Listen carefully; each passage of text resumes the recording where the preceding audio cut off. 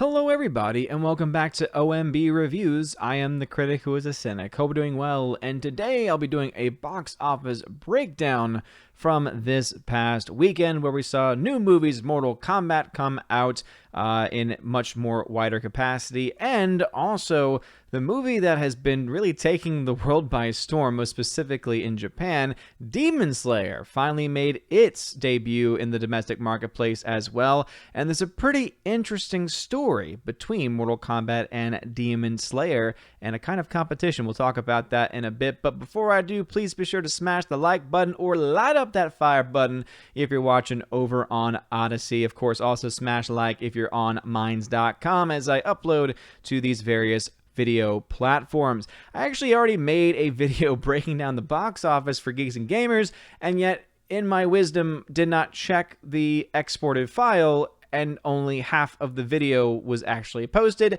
and has subsequently been taken down, and it's too late because of algorithmic reasons to re-upload it. So I decided that I was already going to want to do a breakdown for the channel anyway, so I would basically just try this again and cover a couple of different things too, if they decide to at some point down the road upload the full video over there. But let's talk about this first big story, which is that Demon Slayer the movie, which, as you remember, we covered before when it was making huge waves in Japan, becoming the highest grossing film in Japan, beating out a fantastic movie from the mind of Miyazaki, nonetheless, that of course being the movie Spirited Away. Demon Slayer beat that movie during a time of pandemic. So it was surprising at the time when that movie did as well as it did and was able to actually set a record in that country.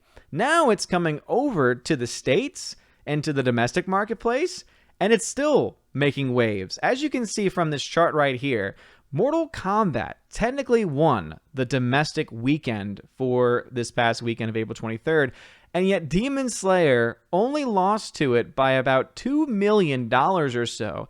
And what makes it even more notable is the fact that Mortal Kombat got released in 3,000 theaters, whereas Demon Slayer only got released in around 1,600.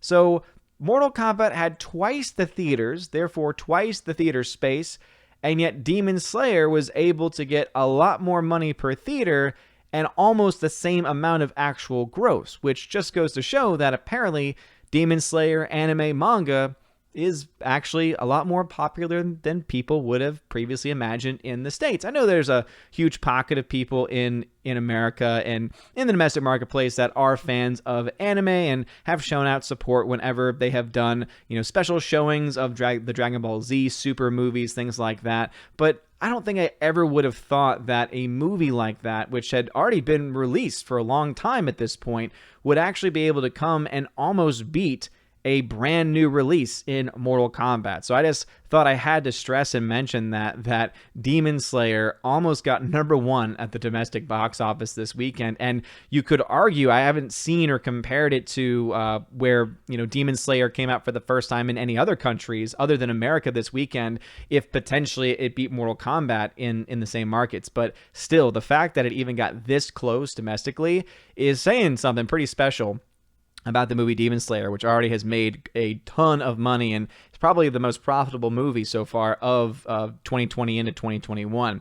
All right, of course, we have Godzilla vs. Kong, which is continuing to make money as well. 45% drop from week 3 to week 4, so still not too massive of a drop, dropping pretty consistently there and making around $4 million, and of course continuing to make money overseas as well. It is still very questionable as to whether it's going to reach the $100 million mark here domestically. As you can see right now, it's at $86 million, but if it continues to have these 45-50% drops every single week, and as newer movies come out, you can see how the rate of return on the movie itself is going to continue to go down and down and down. So $100 million is still within the realm of possibility, but it becomes a lot harder the more time the movie is out, and of course the more consistent the drop-off is from week to week. But Godzilla vs. Kong still doing pretty well despite pandemic, and the fact that it's doing better than the previous film in the franchise, Godzilla King of the Monsters, again, which came out not during a pandemic, I think is saying something about just the franchise in general, and also that there is a hunger out there to see movies, including movies that are just generic popcorn fare. Anyway, you also have at the number 4 spot the film Nobody, a film that I am a huge fan of with Bob Odenkirk. That film is now at $21.5 million domestically, actually available in over 2,000 theaters, which is a lot more than I thought it would have from Universal. But again, $1.7 million this past weekend, a 30% drop now in its 5th weekend. So it's still making some money. And based on that amount and that trend, it looks like that movie will indeed break even and make some profit, not just in its theatrical release, but in addition, anything it makes in DVD and Blu-ray sales as well. And the last film I'll talk about in 5th place this week is Raya and the Last Dragon. And I mentioned that because it's a Walt Disney production getting $1.7 million. That has now been out for 8 weeks, only a 9% drop. However, look at that total gross domestically, only $39 million domestically for that movie, and we'll kind of talk about why that's a pretty big deal for Disney once we actually go into the breakdown of profit and costs and such like that. Let's go into every individual film, though. So for opening week so far, Mortal Kombat made around $51 million. That is with some adjustments there. So my chart is off just by a little bit. But again, according to these charts, $51.1 million so far for Mortal Kombat. Again, a strong opening, yet, of course, it still has a ways to go. The really lucky thing about Mortal Kombat, though, is that its projected budget is actually a lot less than others that would have been, you would have thought that this film would have cost more than what it did, and we'll go into that in detail as well. So there's actually a chance that this film could still turn a profit. It also has not yet released in some major countries, including not getting any numbers yet from China, for instance, and I'm not sure if and when it will release there. But right now, actually, the biggest country as far as box office is concerned is actually from Russia, of course, in comparison to the United States. So it's making money in countries where it's going to get a lot of that money back. Because as I mentioned, one of the biggest problems with Godzilla vs. Kong is that most of the money it's making is from China, where there isn't as much money to be returned there. Talking now about this movie, so Mugen Train Demon Slayer, this is the more full name of it, and I won't even try to pronounce it.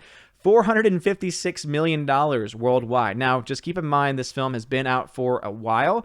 Remember that this film made very, very huge news when it made $356 million in Japan, being the highest grossing film ever in Japan's history. It's also doing well in South Korea, where it's made $14.7 million, in Hong Kong $3.8 million, etc. So this film has done pretty well, and if you look at how many territories it actually has released in, that's actually some pretty impressive stuff. The fact that it's come out in so few countries and yet already made almost $500 million is just downright impressive. Now, I don't know if it's likely that it would get released in other countries at this point, especially since likely it's going to be at the point of being released onto DVD and Blu-ray in the foreseeable future. Because again, this film came out a while ago. If you look back here, it came out wide in Japan on October 16th. And as you can see, right, it's been out long enough to where you could potentially see it get released on DVD and Blu-ray in the not too distant future. But still, doing incredibly well, one of the most financially successful films definitely of the last couple of years, and I guarantee that budget probably was nothing in comparison to what we've seen from some of these other films. Godzilla vs. Kong, again, had a pretty big production budget, has made $406 million worldwide so far, but as I said, one of the biggest concerns that people should have if you are concerned with this film making money is that $182.8 million coming from China, of which most of it will not go back to the studios, but rather to the Communist Party of China, which of course I always like to point out because commies are evil. Next, talking about Nobody, $38 million worldwide. Not bad for a brand new film, brand new concept. Again, obviously very similar in many ways to the John Wick franchise, but also unique enough and not specifically a part of that universe to have an original movie like that during pandemic still make around $38 million.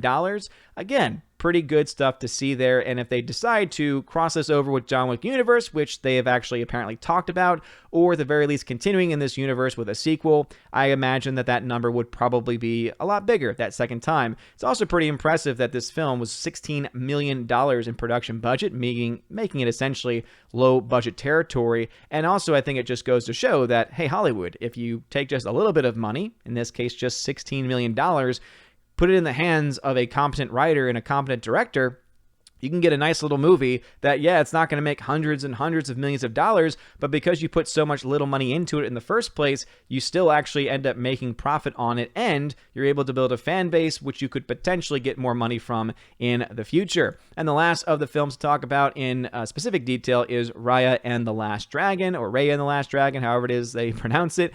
And as you can see, $101.9 million worldwide after being out for 8 weeks. And the big thing here is that most of that money, again, came from China, but only about 19.5 million. So the biggest chunk comes from China, of which they get the smallest piece of the pie. So in the end, not looking good for them, as you'll see in these box office breakdown numbers. So let us talk then about what we will see here. So for some reason, the last couple of videos that I've done has not had the little ticker down here where I can actually go through and go go from side to side on this, but I can still highlight. So as you can see, Mortal Kombat, $50 million. Again, actually more closer to $51 million. Godzilla vs. Kong, $285 million. Was not tracking nobody at the time of its opening, or Raya and the Last Dragon either, so those do not have any estimates. But by Mortal Kombat, at the end of this second weekend, I will be able to give you some estimates of what that film likely will make. Talking here then about what these films are making and the profitability of such, going first again to Mortal Kombat. The production budget is estimated to be around $55 million, meaning the actual cost with marketing, roughly around $82 million. Having made $51 million as of the last time of an update, that means the movie currently is at negative $51 million. So it still has a little ways to go in order to make its money back, but seeing that this is the first weekend and it still hasn't opened in a lot of major marketplaces, again, the things could actually turn around for that movie, and it could definitely still turn a profit. Turning then to Godzilla vs. Kong, which is that second movie listed, again, $406 million worldwide, meaning it's still around negative $56 million in the red in that category. And again, that's assuming the higher end production budget estimate that some sites have posted of $200 million, means that the film, as I said in my projections, will probably make around $6 million at least in net gain and profit. But again, because of the fact that it is still only making the vast majority of its money from China, and it's not going to get a lot of that money back, we don't know exactly how profitable or not profitable that movie is going to be. I do know that they are spinning it as a win because, of course, most people just look to that big number, right? The $406 million, without actually looking and breaking down what that number actually means as far as actual net gains and net profits. But still, the fact that they indeed are spinning it as a win, and many people have indeed been happy with the movie and with the universe and everything, obviously is still a win in that way, at the very least with morale, even if financially it is not so. Again, we don't know the numbers as far as HBO Max subscriptions are concerned, and it is about to leave HBO Max come April 30th, and so if it does anything on PVOD after the fact will, of course, be anyone's guess. The next movie listed, as I said earlier, is Nobody, which $38 million worldwide.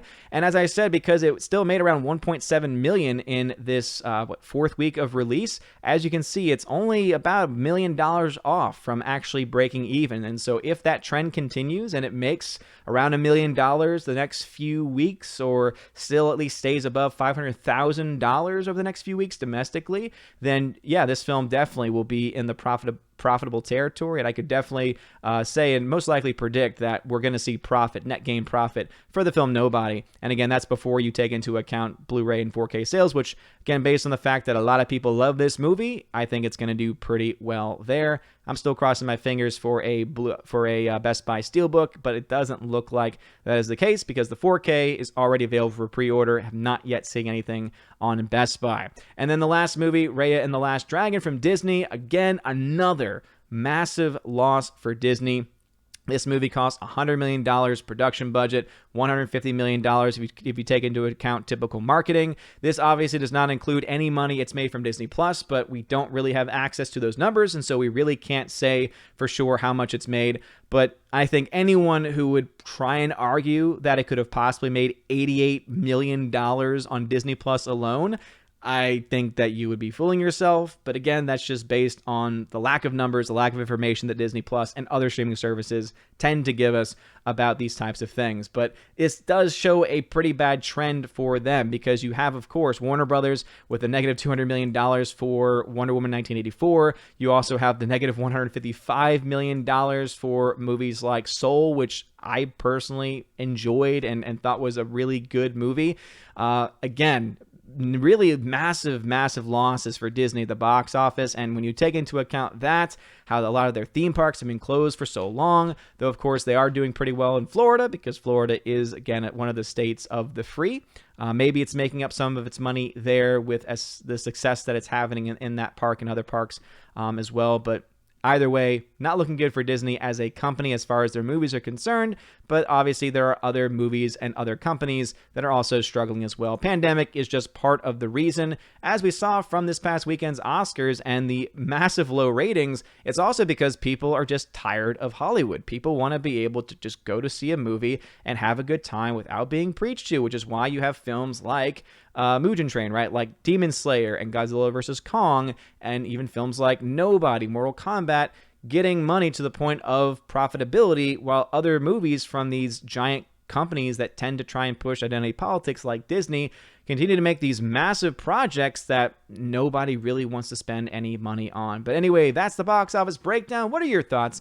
Let me know in the comments section below. If you like this video, smash that like button, light up the fire button over on Odyssey, and of course, smash the like on Minds.com. You're all amazing and beautiful people. I am now, as streaming, putting my streams over on Odyssey as well. I'm simulcasting to various locations like DLive, Periscope, YouTube, and now Odyssey. So if you've not followed me on Odyssey yet, please think about it, because you can now watch all of the live streams every Tuesday and Saturday over on that. And as we get closer to summer, I will probably be adding a morning show like I did last summer, and that will, instead of being on Twitch, probably be pushed over to Odyssey instead. So follow me over there for other bonus streams like that. You guys are all amazing, beautiful people. Have a wonderful day, and as always, God bless. And now for a huge shout out to all of my April Patreon and Subscribe Star members: Andrew Hoyle, Animation Commentator, Biffer the Hobbit, Brian P., Divex, Enrique Evangelista,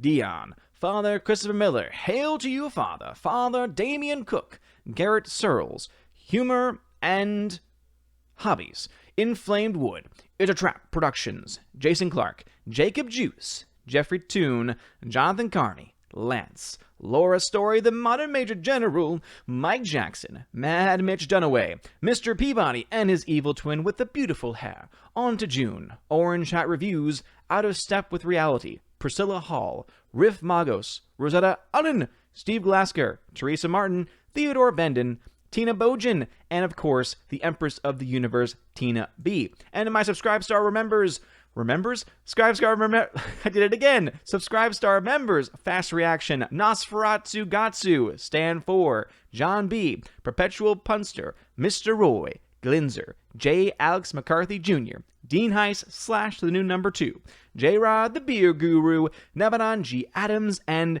ZK Man. Thank you to all of my Patreon and Subscribe Star members. If you want your name shouted out at the end of every single video and live stream, check out the links in the description to find out how to sign up on Patreon and Subscribe Star. Also, you'll find out how to get access to things like giveaways of Blu-rays and 4K titles and digital codes, and also access to an exclusive podcast for my Keepers of the Bifrost, and also the Chosen of Valhalla level, where you can not only get all of those things, you also get a t-shirt and get to be featured on a live stream once a month hosted on the OMB Reviews channel. Anyway, if you want to have access to any of those things, check out the links in the description for Patreon and Subscribe Star for more information. You guys are all amazing and beautiful people. I hope you all have a wonderful day, and as always, God bless.